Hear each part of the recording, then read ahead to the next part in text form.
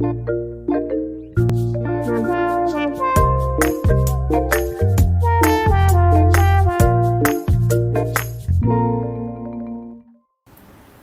you been fantasizing about going off grid? Me too. I watch videos every weekend about people going off grid, living off grid, building sheds, clearing land, capturing water, bottling sunlight, leaving the doom scroll behind. The 9 to 5 and that one neighbor who always parks in your spot. Imagine just you and nature and the gleeful satisfaction of saying, I don't even pay a power bill anymore. And I'm not a person to dream long before I put a plan in motion, but I don't want the dystopia of everyday life pushing me to write a check my ass can't cash. So I started asking myself, am I, New York born and bred, really built for the off-grid life? Are you? My Wi-Fi went down yesterday and I did not die, but I suspect it takes more grit than that. So before I order that suspiciously cheap solar generator off Amazon, let me run through a checklist of sorts, just so I can get a semblance of a reality check before I end up crying alone in the woods. And I'll ask you the same. Electricity. Be honest. Can you handle your phone at 15% battery life without spiraling? If not, you may not survive solar panel life. Do you even know how batteries work past AA or AAA? Off-grid means becoming your own utility company. If your entire plan is just, the sun will figure it out, you may want to recalculate. Food.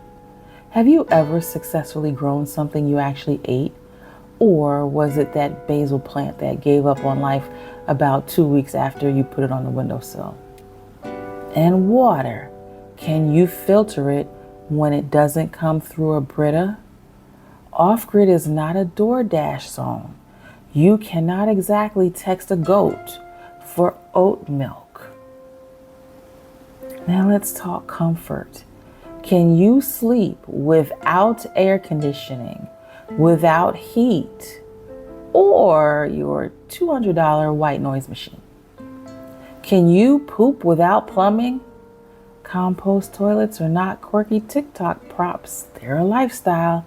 And this is where I gotta pause because I'm a little too used to indoor plumbing. So this is where I would be rethinking my life choices. And let's not even get started on bugs. Do you smash them, learn to ignore them, eat them for protein, or cry? I mean, your answer here matters.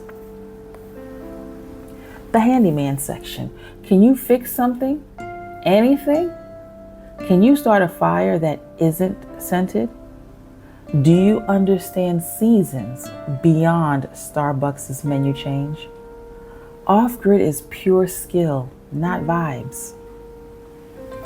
And this one is big. Can you spend a whole day without Wi-Fi and not lose your mind? Does silence calm you, or does it freak you out?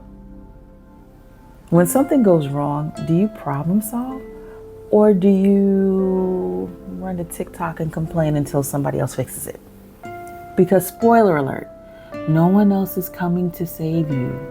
Kind of like your life now. And finally, off-grid doesn't always mean alone. Can you handle, though, not seeing another human for days? Or do you need a barista's validation just to survive? Could you barter and share? Or are you secretly one can of beans away from becoming Gollum? So here's the deal. If you laughed nervously at most of these, you might be off-grid fantasy, on-grid reality. If you said easy to everything, maybe you're actually built for it. And if the thought of no DoorDash made you cry, don't worry. Homesteading YouTube will still be there when the grid isn't. The fantasy is cute, right? The reality, That's survival.